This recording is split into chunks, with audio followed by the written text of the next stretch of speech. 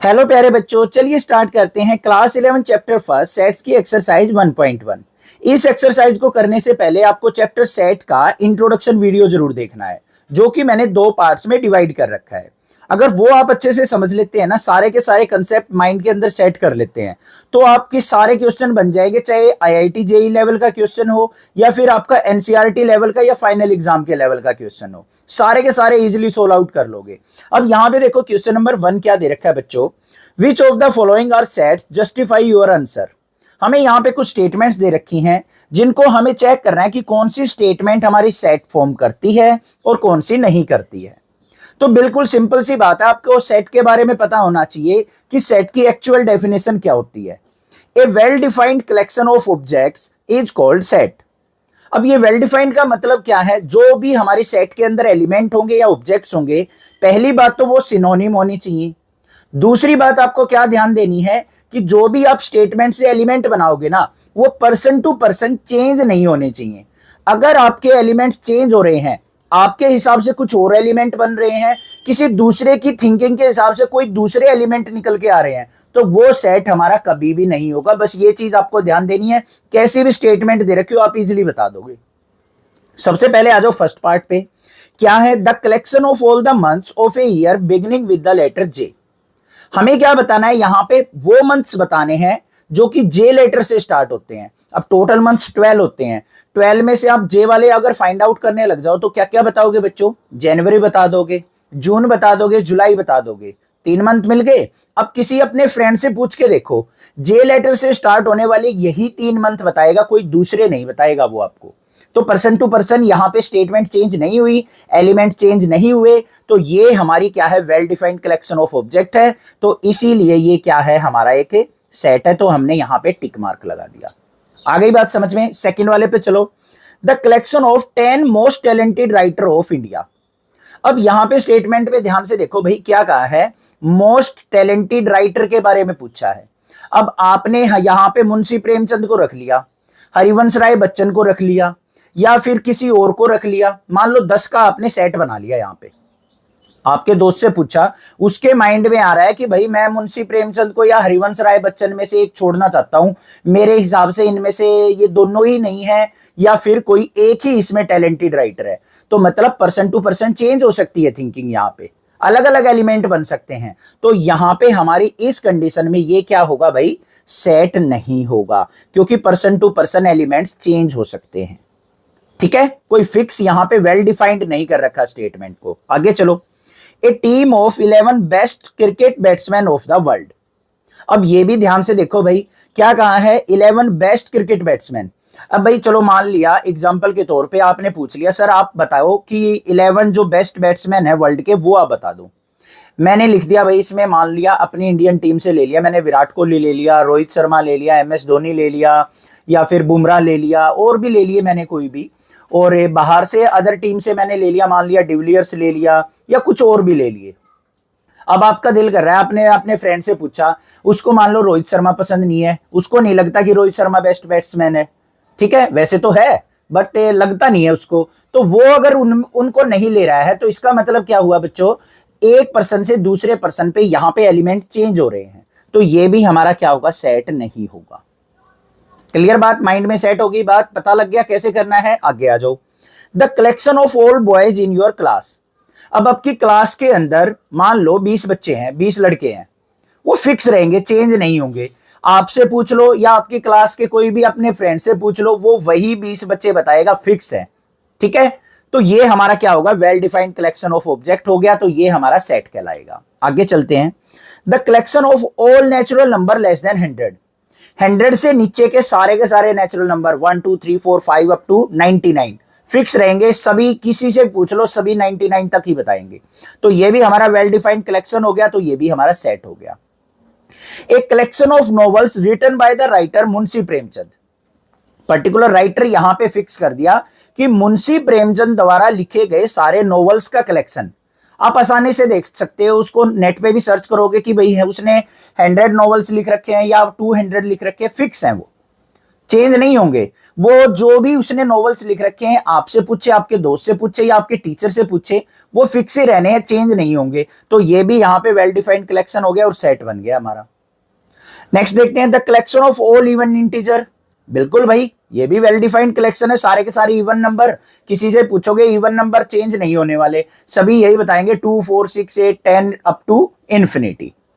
तो ये भी वेल डिफाइंड कलेक्शन हो गया। नेक्स्ट क्या है the collection of questions in this chapter. अब इस चैप्टर के अंदर जितने भी क्वेश्चन है, आपसे पूछ लिया, आपने देख लिया कि भाई इस चैप्टर के अंदर मान लिया 80 क्वेश्चंस बन रहे हैं। आपके फ्रेंड से पूछा, वो भी 80 बताएगा, आपका टीचर से पूछो, वो भी 80 बताएगा, क्योंकि वो काउंट कर सकता है, काउंटेबल फॉर्म में है इजिली। तो वो हमारा वेल डिफाइंड कलेक्शन और हो गया, ये भी हमारा सेट बन गया। अब लास्ट वाले पे आ जाओ, ये अपने आप बताओ सोच के, एक collection of most dangerous animal of the world. World के सबसे डेंजरस एनिमल का सेट, ये हमारा सेट नहीं होगा भाई, क्योंकि यहाँ पे वेल डिफाइंड नहीं है। ये पर्सन टू पर्सन यहाँ पे थिंकिंग वेरी हो सकती है। आप अगर मान लो यहाँ पे लोयन को डेंजरस मानते हो, तो कोई कह देगा नहीं मैं तो कोबरा स्नेक को ज्यादा डेंजरस मानूंगा, या फिर कोई कह देगा कि भाई मैं एलिफेंट को ज्यादा डेंजरस मानूंगा। तो person to person thinking very हो सकती है, और एलिमेंट ऑफ द सेट भी हमारे चेंज हो सकते हैं, तो ये भी हमारा सेट नहीं होगा।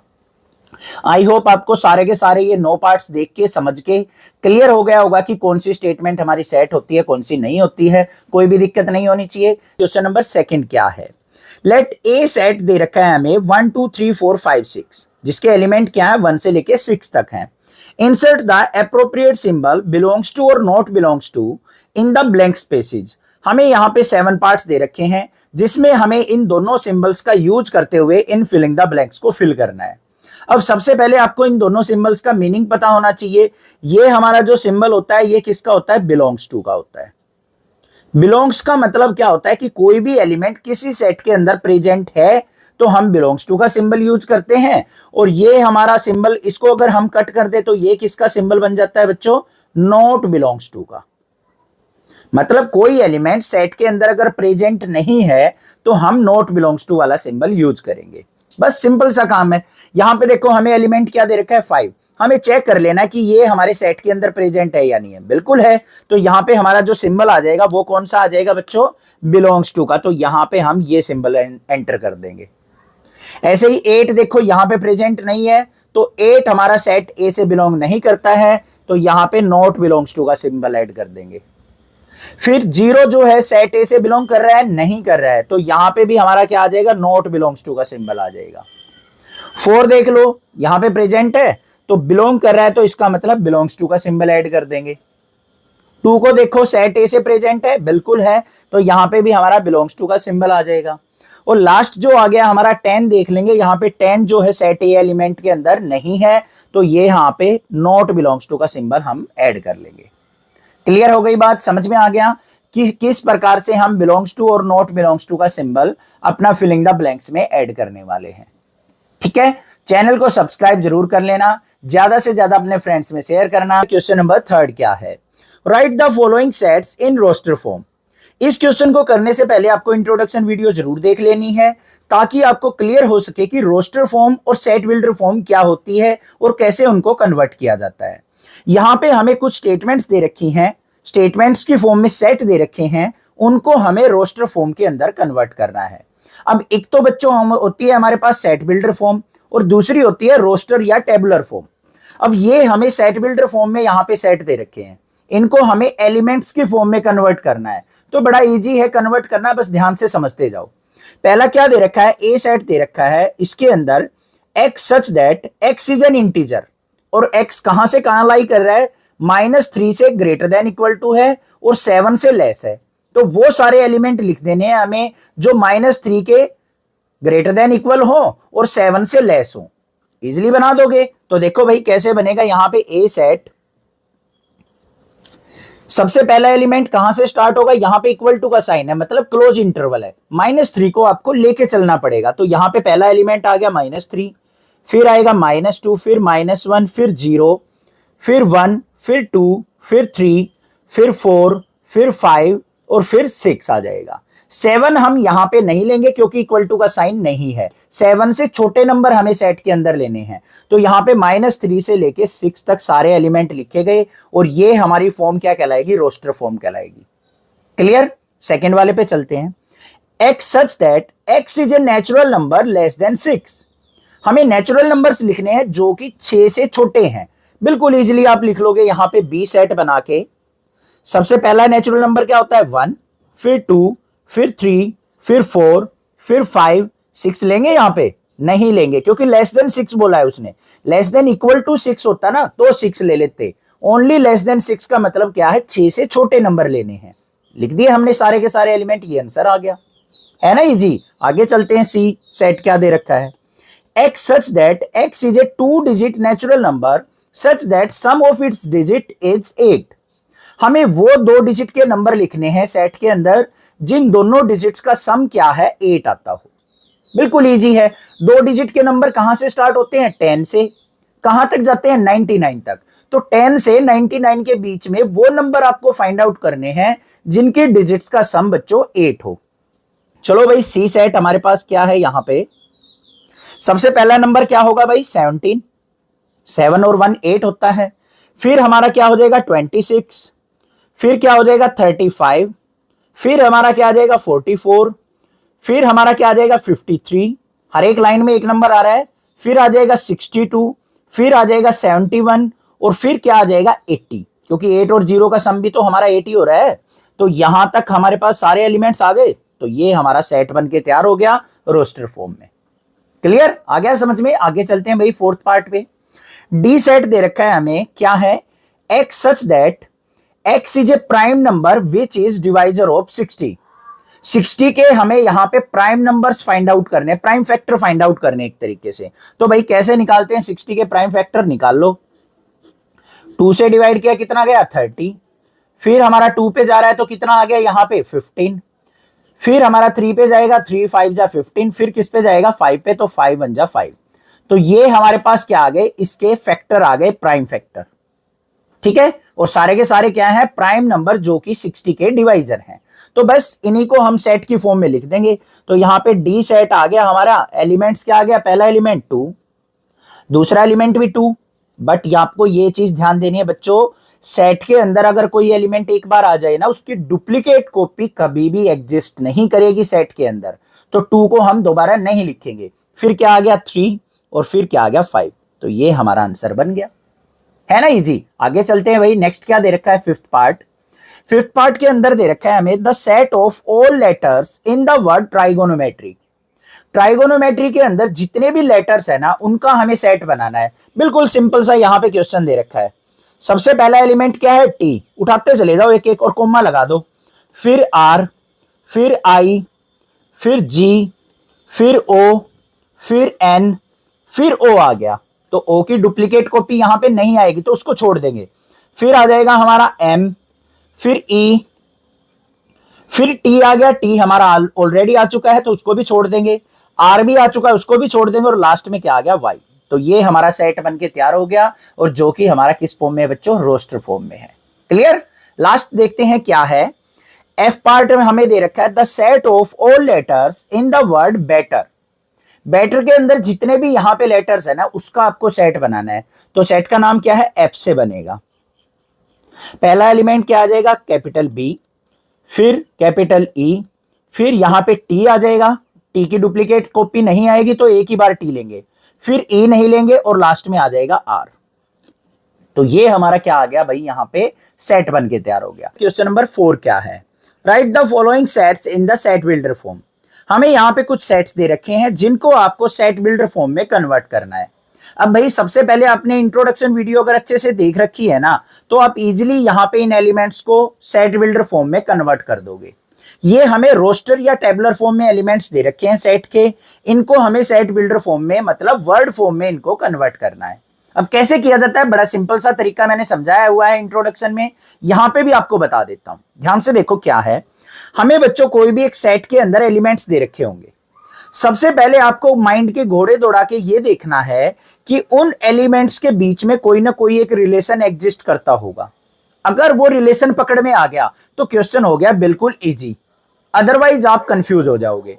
तो यहां पे ध्यान से देखो हमें क्या दे रखा है फर्स्ट सेट के अंदर। इसके अंदर एलिमेंट है 3, 6, 9, 12। सारे के सारे क्या हैं बच्चों? 3 के मल्टीपल हैं। पता लग गया इनकी कॉमन प्रॉपर्टी। बस उस कॉमन प्रॉपर्टी को अपनी वर्ड की फॉर्म में हमें डिफाइन कर देना है। अब वो डिफाइन कैसे किया जाता है वो आपको समझना जरूरी है। सबसे पहले क्या करेंगे, हम इसको एक नाम दे लेते हैं, मान लिया सेट ए दे दिया। दूसरा काम क्या करना है, हमें कोई भी अपने पास से एक वेरिएबल मान लेना है। आप A B C D X Y Z कोई भी एक वेरिएबल मान सकते हो। मान लिया हमने एक्स वेरिएबल मान लिया।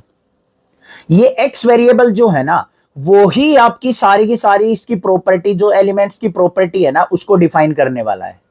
तो क्या होगा, एक्स सच दैट, कि जो हमने एक्स वेरिएबल लिया है वो इस प्रकार है कि x इक्वल टू 3n, कि x के अंदर जो भी एलिमेंट्स है ना, ये सारे के सारे 3 के मल्टीपल है। यहां तक तो हो गया, बट n की वैल्यू भी एक लिमिटेड तक है। यहां पे 12 को हम कैसे लिख सकते हैं, देखो 3 को तो मैंने लिख दिया 3 मल्टीप्लाई 1, 6 को लिख दिया बच्चों 3 मल्टीप्लाई 2, 9 को लिख दिया मैंने 3 मल्टीप्लाई 3, 12 को लिख दिया मैंने 3 मल्टीप्लाई 4। 3 तो हमारा सब में फिक्स चल रहा है, ये वैल्यू चेंज हो रही है, इसको हमने n से ले लिया। तो n की वैल्यू कहां से कहां तक चल रही है, 1 से लेके 4 तक चल रही है। और ये सारी वैल्यू क्या है, नेचुरल वैल्यू। तो यहां पे क्या लिखेंगे हम, x equal to 3n comma, जो n है वो हमारा बिलोंग्स टू नेचुरल वैल्यूज। जो n होगा उसमें ओनली नेचुरल वैल्यूज ली जाएंगी। और n की वैल्यू कहां से कहां तक होंगी, 1 से लेके 4 तक। तो यहां पे लिख देंगे n की value greater than equal to क्या होंगी, 1, और लेस देन इक्वल टू क्या होंगी, 4। तो ये हमने डिफाइन कर दिया बस। यहां पे समझ में आया, क्लियर है? ठीक है, अगर कुछ डाउट है तो सेकंड पार्ट से क्लियर हो जाएगा। सेकंड पार्ट के अंदर देखो बच्चों क्या है, एलिमेंट्स क्या है, 2 4 8 16 32। सारे के सारे एलिमेंट्स के अंदर प्रॉपर्टी ध्यान से देखो क्या है। एक तो माइंड में आ रही है इवन नंबर है, बट इवन नंबर सारे तो हैं, बट बीच के यहां पे छोड़ दिए गए हैं। 2 4 तो आ गया, 6 नहीं आया, 8 तो आ गया, 10 12 14 रह गया। तो भाई इवन नंबर तो हम यहां पे डिफाइन नहीं करेंगे, कुछ और प्रॉपर्टी यहां पे लग रही है। ध्यान से देखो, ये 2 की पावर 1 है, ये 2 की पावर 2, 2 की पावर 3, 2 की पावर 4, 2 की पावर 5। देखो ध्यान से, 2 क्या है, 2 की पावर 1, 4 क्या है, 2 की पावर 2, फिर 8 क्या है, 2 की पावर 3, 16 क्या है, 2 की पावर 4, और 32 क्या है, 2 की पावर 5। चेंज क्या हो रहा है, वैल्यू, यहां पे पावर चेंज हो रही है। तो 2 तो हमारा फिक्स रहा, पावर हमारी n आ गई। अब इसको डिफाइन कर देंगे कैसे, देखो ध्यान से, हमने लिया भाई बी सेट, x की जगह मान लो y ले लिया हमने, y such that y equal to 2 की पावर n, कि y के अंदर जितने भी एलिमेंट्स आएंगे वो 2 की पावर n से आएंगे। और n की सारी वैल्यू नेचुरल वैल्यूज हैं, तो n belongs to natural values. और ये वैल्यू कहां से कहां तक है, 1 से लेके 5 तक लेनी है। तो हमें क्या करना है, n की value greater than equal to 1 होगी और लेस देन इक्वल टू 5 होगी। ये हमने डिफाइन कर दिया और ये बन गई हमारी सेट बिल्डर फॉर्म। क्लियर है, कोई दिक्कत नहीं होनी चाहिए। आगे चलें, नेक्स्ट देखते हैं भाई। यहां पे देखो क्या है, 5 25 125 और 625। ये 5 की पावर 1, 5 की पावर 2, 5 की पावर 3, 5 की पावर 4। तो बस इजीली बना देंगे इसको सी सेट। एक्स वेरिएबल ही लिया करो ज्यादातर, x such that x equal to 5 की पावर n, और n बिलोंग्स टू क्या है, नेचुरल वैल्यूज। और n की वैल्यू कहां तक जाएगी भाई, 1 से ग्रेटर होगी और लेस देन क्या होगी, 4 तक। तो ये हमारा डिफाइन हो गया यहां पे सेट बिल्डर फॉर्म। है ना इजी, हलवे क्वेश्चन बिल्कुल समझ में आएंगे आराम से। अब आगे आ जाओ, क्या दे रखा है, 2 4 6 और डॉट डॉट डॉट दे दिया अप टू इंफिनिटी। सारे के नंबर हैं ये इवन नंबर, तो इवन नंबर का यहां पे सेट बना रखा है। तो इसको हम कैसे लिख देंगे, यहां पे इसको डी सेट से मान लेते हैं, x such that x is N even natural number, even natural number, natural number.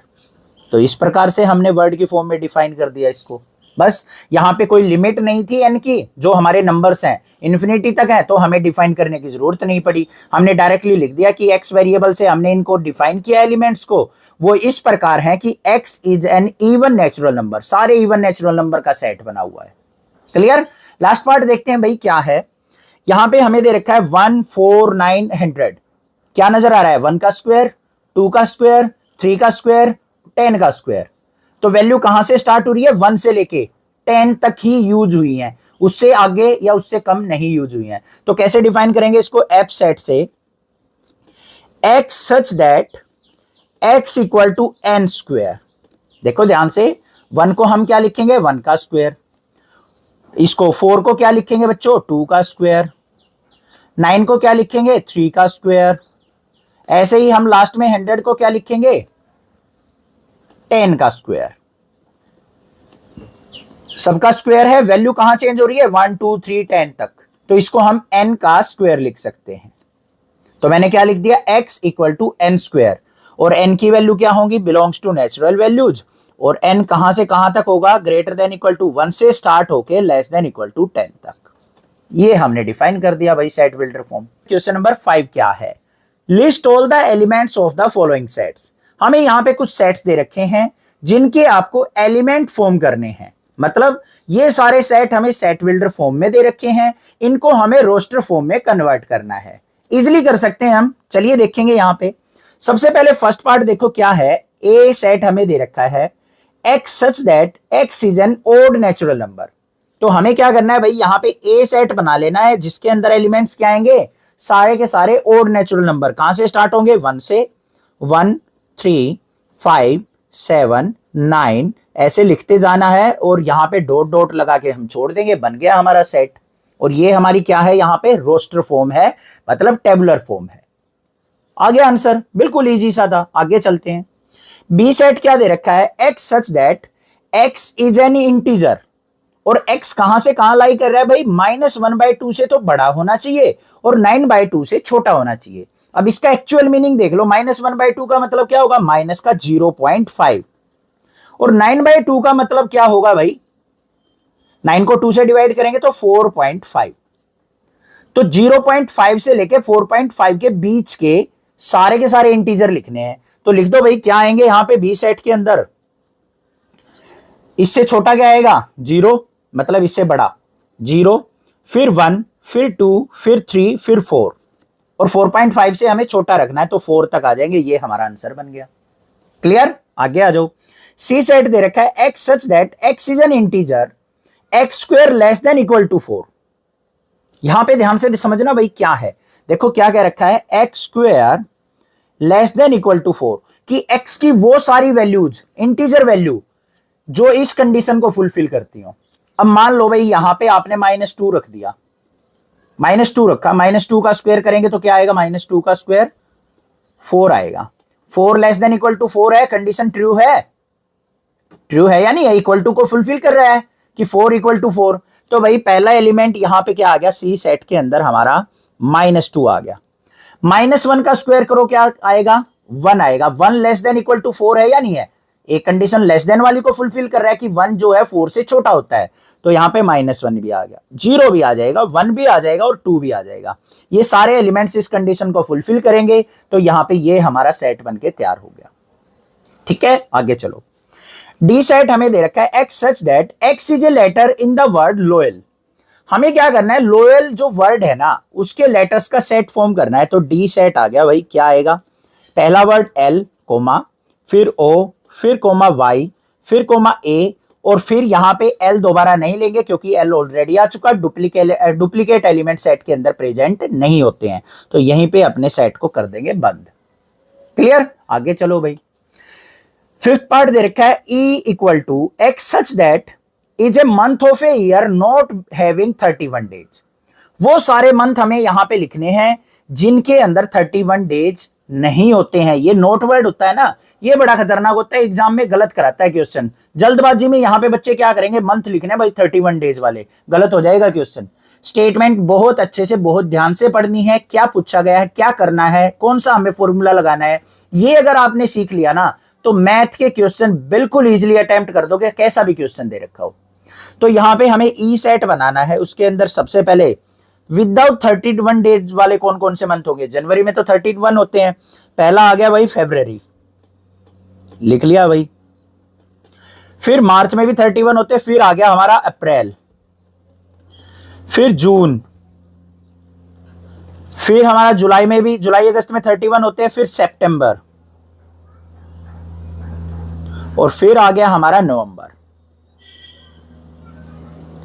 तो ये हमारा सेट बन के तैयार हो गया भाई, एलिमेंट्स का था ना इजी। आगे चलो भाई, नेक्स्ट क्या कहा है उसने, f equal to, F set दे रखा है x such that x is a consonant in the English alphabet which proceeds के।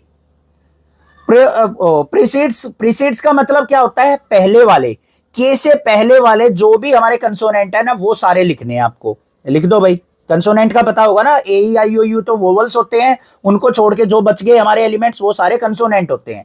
तो के से पहले के लिखने हैं, तो पहला ए तो छोड़ देंगे, फिर आ गया बी, फिर सी, फिर डी, ई भी छोड़ देंगे क्योंकि वोवल है, फिर एफ, फिर जी, फिर एच, आई भी छोड़ देंगे वोवल आ गया, फिर जे, और फिर के से पहले के कह रखा था तो यहां पे कर देंगे क्लोज सेट को। क्वेश्चन नंबर 6 क्या दे रखा है, match each of the set on the left in the roster form with the same set on the right described in the set builder form.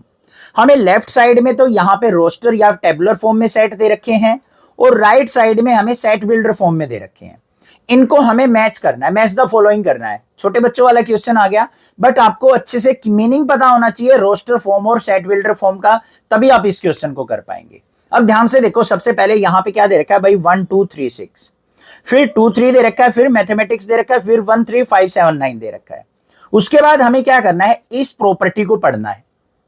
In property को देखो अच्छे से पढ़ के। पहली प्रॉपर्टी क्या दे रखी है, x such that x is A prime number and A divisor of 6। 6 के डिवाइजर और सारे के सारे प्राइम नंबर का सेट, वो मैच करना है हमें। तो भाई यहां पे ध्यान से देखो, 6 के प्राइम नंबर का सेट कौन सा होगा, 2 और 3 होगा।